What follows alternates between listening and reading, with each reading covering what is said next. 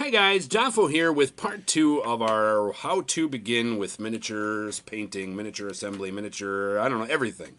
So you've gotten to the point of you want to start adding miniatures to your Dungeons and Dragons, or you're wanting to get into the Warhammer universe. I commend you on that. That is a grand undertaking in the beginning.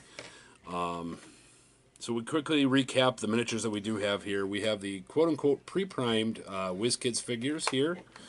We're going to be doing a lot of those, and those are going to have to get re-primed. We do have Hero Dude from the new Wizards of the Coast Tomb of Annihilation board game. We have an Orc Marauder here from the Reaper Bones line. And then we have a Games Workshop. I don't even know which guy I grabbed this morning. We have the Nauseous Rot Bone, the Plague Surgeon for the Plague Death Guard for Warhammer 40k.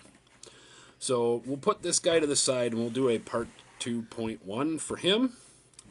Right now we're concerned with these three figures.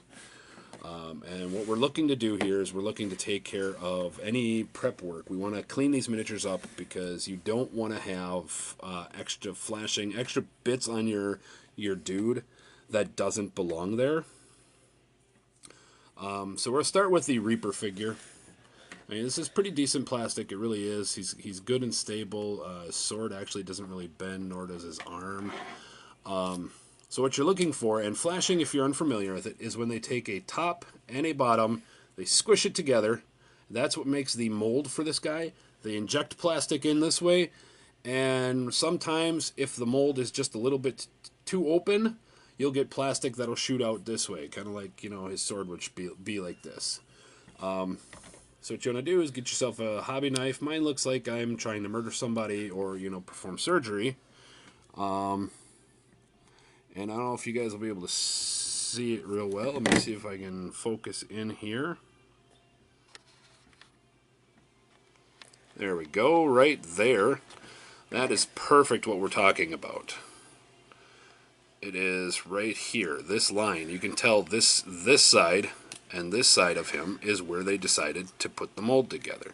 So what you're wanting to do, if I can do this, and forgive me if this looks horrible because I'm doing this on camera through a lens finder, but you're wanting to kind of just go back and forth and scrape away that line so that it's flush.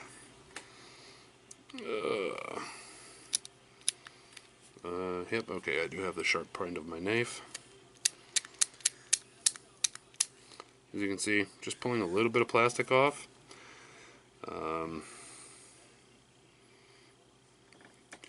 So we're just kind of going through, and you want to make sure that that's done. So I will take a look at this so that I'm not doing this in a viewfinder and not stabbing myself with a high-powered knife or a very sharp knife.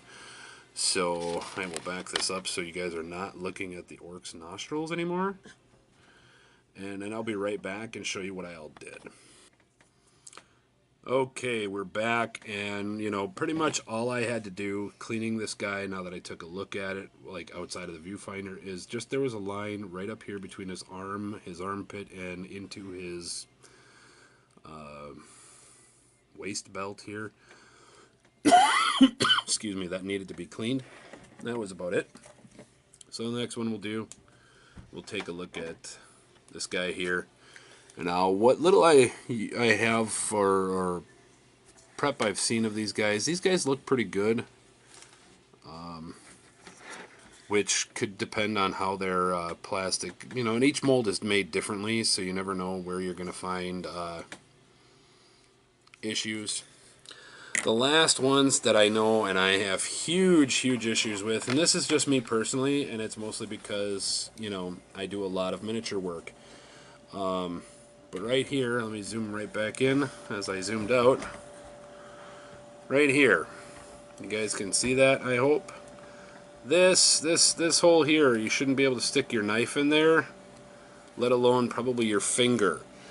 So what you're going to want to do is get yourself some gap filler. For that, I would recommend Citadel's liquid green stuff.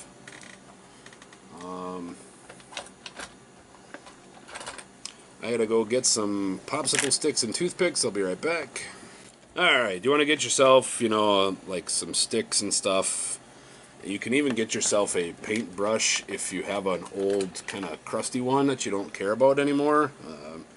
I have one that's seen the better days, or just a paintbrush you're not going to care about.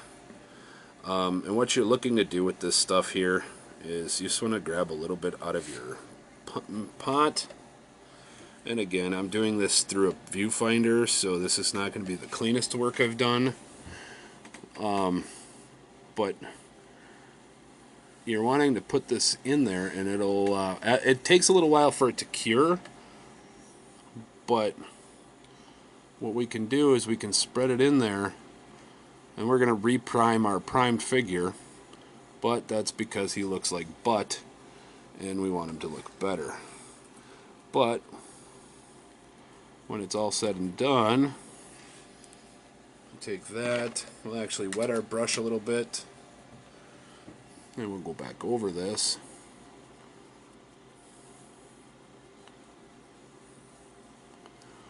And this will take care of that gap in there. So,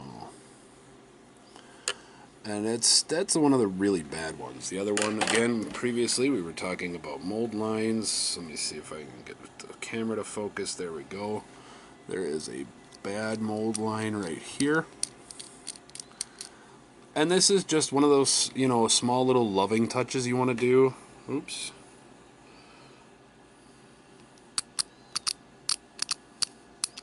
And you're just trying to clean up that line a little bit, because as you put paint in there, you're going to notice that it goes from side to side. You're going to notice it as you start painting. Even a novice painter, even my assistant, once she started painting, she noticed real simple things like that. And they get to be in the way, and they get to be a blemish, and as you start caring about your work... Alright, so we got a little bit more, we need a little bit more green stuff in his arm, because his arm was put together horribly.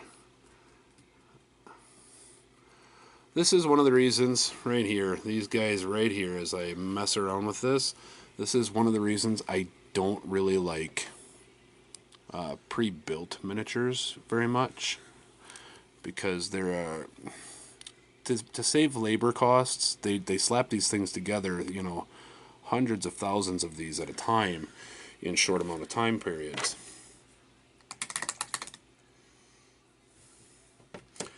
But so they don't care as much about the work. Like, they do, but they don't, so you get a lot of these issues. I know this guy. Keep yourself some paper towel nearby. Alright, so there we go. And if you actually have some skill in sculpting, you could actually end up turning this into something a little more interesting, because as you see, we've kind of diluted the armor on his back, which, not to worry, as we'll reach over and we'll grab some paper towel, we'll blot out the sun. No, we won't blot out the sun. We'll just soak up some of this green stuff, and that'll bring back the texture and everything. Just cleaning off my brush in the background is what you're hearing.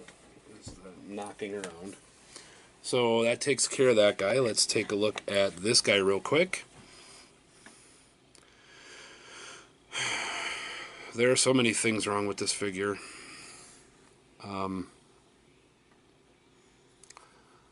But let's be honest, if you're buying these miniatures, you're not trying to win any awards with them. You're just trying to get some werewolves on your table to destroy your players playing D&D.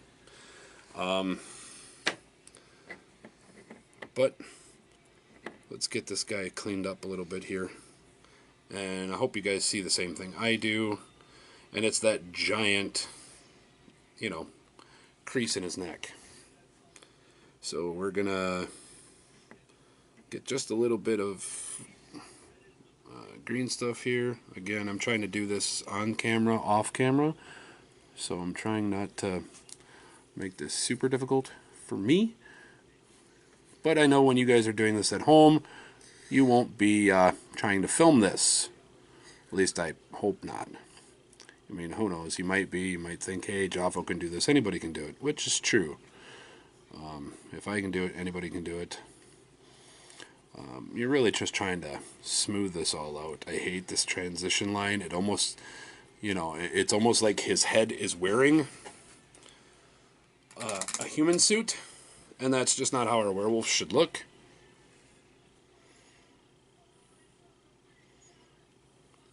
So we want to just kind of smooth this all out and kind of spread this all into there. And we'll just kind of thin it out and make it match the hair. We'll just end up repriming this guy, and don't worry, that'll be towards the end of this video. So there we go. Just make sure if you're doing things like this that you are smoothing these out as best as you can, so that you don't give up all the detail to all of the green stuff here. Because essentially what we're adding is a new form of plastic, and it will end up kind of taking over. Green stuff, also known as milliput, is actually really good for sculpting if you need to add a blade, add a cape. I mean, if we really wanted to, I could get some regular green stuff, not the liquid kind, but standard green stuff or gray stuff or whatever you can find at your local hobby stores. So there we go. We're going to let those guys dry. And we'll come back with, I guess, video 2.1 as we work on this guy. I'll be right back.